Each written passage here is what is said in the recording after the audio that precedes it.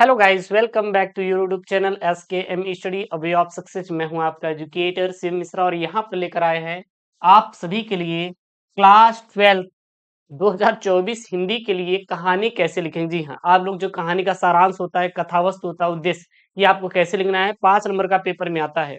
तो आज हम लोग एक कहानी लेंगे, पंचलाइट की कहानी। इसी के तर्ज पे हम लोग पूरा सीखने वाले हैं ना।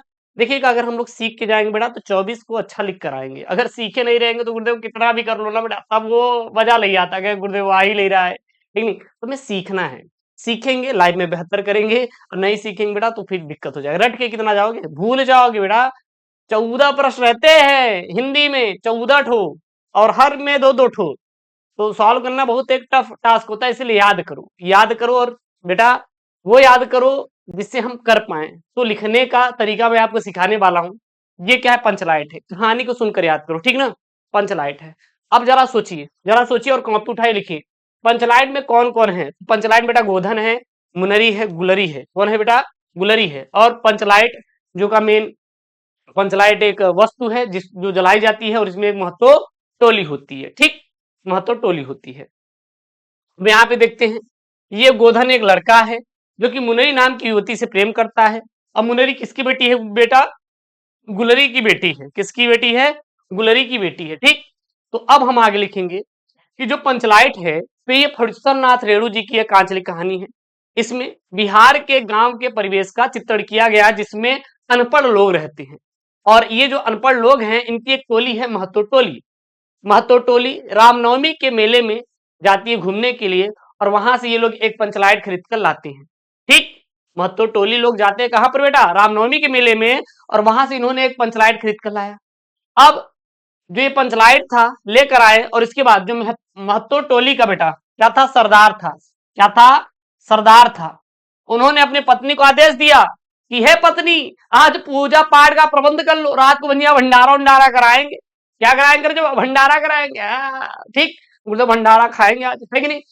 तो सरदार अपने पत्नी को आदेश देता है कि हे पत्नी, आज शाम को पूजा पाठ का प्रबंध कर लो, बढ़िया इसी पंचलाइट की रोशनी में हम लोग भजन कीर्तन को भंडारा उंडारा करेंगे, ठीक।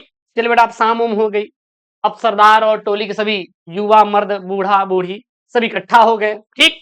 लेकिन जब शाम हो गई, जब इकट्ठा हो गए, तो समस्या इस बात का ये उठती है बेटा कि पंचलाइट जलाएगा कौन, क्योंकि सभी तो अनपढ़ थे।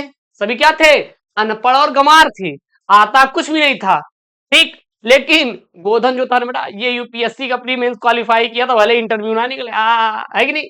तो यूपीएससी का गुरुदेव में गोधन का प्री मेंस क्वालिफाई था।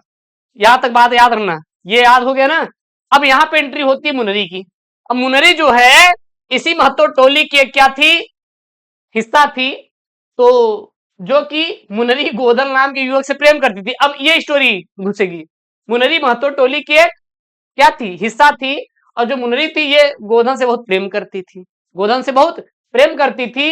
लेकिन गोधन को इसी महतो टोली के सरदार ने बाहर निकाल रखा था टोली को। क्यों, क्योंकि गुलरी काकी ने एक दिन देखा कि गोधन उसके घर के सामने से सिनेमा का गाना गाकर जा रहा था, बढ़िया मुनरी को लाइन दे रहा था, लव एरिया वाला हो गया था सीन। अब गुलरी काकी ने, बेटा अब हम तुम्हारी शिकायत सरदार से करेंगे।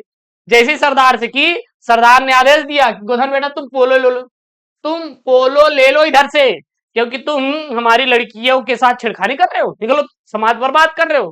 बेटा ये लोग निकाल रखे थे, लेकिन इनको नहीं पता था कि गोधनवा बहुत पढ़ा लिखा है, यूपीएससी क्वालिफाई है। अब मुनरी को पता था कि ये यूपीएससी क्वालिफाई है। मुनरी ने यह बात महतो टोली के सरदार तक पहुंचा देती है कि अगर आप गोधन को बुलाओगे ना तो पंचलाइट जला लेता है। अब सरदार कहते हैं अच्छा, अगर पंचलाइट जल गया तो बेटा हमारी इज्जत बच जाएगी ना। तो फिर गोधन को बुलाया जाता है, गोधन ये पंचलाइट जला देता है।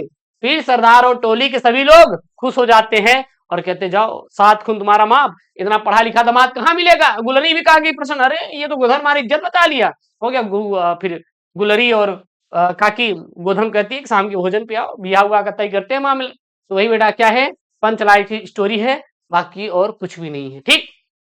ऐसे ही आपको याद करना है। अब लिखेंगे कैसे, जो मैंने बताया है वही लिखना। देखिए लिखेंगे कैसे। पंचलाइट की कहानी रेणु जी की एक आश्चर्य कहानी है, जिसमें बिहार के पिछड़े गांव के परिवेश का सुंदर चित्रण किया गया है। महतो टोली में अशिक्षित लोग हैं, उन्होंने रामनवमी के मेले से पेट्रोमैक्स खरीदा, जिसे वे पंचलाइट कहते हैं। पंचलाइट को ये सीधे साधे लोग सम्मानजनक समझते हैं और पंचलाइट को देखने के लिए महतो टोली के बालक, औरत और मर्द इकट्ठे हो जाते हैं। सरदार अपनी पत्नी को आदेश देता है कि शुभ कार्य को करने से पहले वो पूजा पाठ का क्या कर ले बेटा, प्रबंध कर ले। सभी लोग उत्साहित होते हैं, परंतु समस्या उठती है कि पंचलाइट जलाएगा कौन, क्योंकि पंचलाइट जलाने के लिए सीधे साधे लोग नहीं पता था। इस टोली में गोधन नाम का एक युवक है जो गांव की मुनरी नामक एक युवती से प्रेम करता है।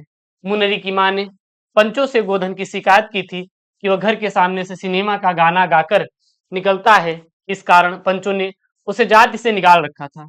मुनरी को पता था कि गोधन पंचलाइट को जला सकता है, ठीक है ना, वही है जो मैंने आपको सुनाया बेटा, वही लिखना है, वही लिखना है। उसके बाद वह चतुराई से यह बात पंच तक पहुंचा देती है और गोधन को पुनः जाति में ले लेते हैं और गोधन पंचलाइट को जला देता है। मुनरी की मां गुलरी काकी प्रसन्न होकर गोधन को शाम के भोजन पर निमंत्रण देती है और पंच भी अति उत्साहित होकर गोधन को कहते हैं कि तुम्हारा साथ खुनमा खूब गाओ सलीमा का गाना। और पंचलाइट की रोशनी में लोग भजन कीर्तन करते हैं और क्या मनाते बेटा, उत्सव मनाते हैं। और यही रहा आपका क्या बेटा, पंचलाइट की कहानी। क्या है, पंचलाइट की कहानी। याद हो गया ना, अब लिख लेंगे ना, आप किसी का भी आएगा, चाहे बहादुर हो चाहे कोई भी हो। चलिए अच्छा बहादुर वाला हम करवा देते हैं, बहादुर को भी यही सिखा देते हैं। तो यहाँ पे हम बहादुर की एंट्री करते हैं, थोड़ा सा वो भी देख लेते हैं। देखिएगा जो बहादुर कहानी है किसकी बेटा, बहादुर कहानी।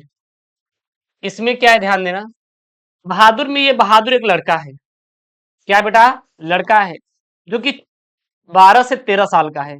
अब 12 से 13 साल का कोई लड़का है तो बेटा क्या होता है, नाबालिग होता है। क्या होता है, नाबालिग होता है, ठीक है। बहादुर की माँ उसको रोज डांटती थी, अरे तुम पढ़ लिख नहीं रहे हो, ऐसे हो, बाद में नौकरी वोकरी नहीं मिलेगी, फिर भीख मांगोगे। लेकिन बहादुर को दिक्कत होता था, अरे माँ मुझे डांटती रहती थी, हाँ प्रताड़ित करती है। फिर ये गांव छोड़कर शहर चला जाता है।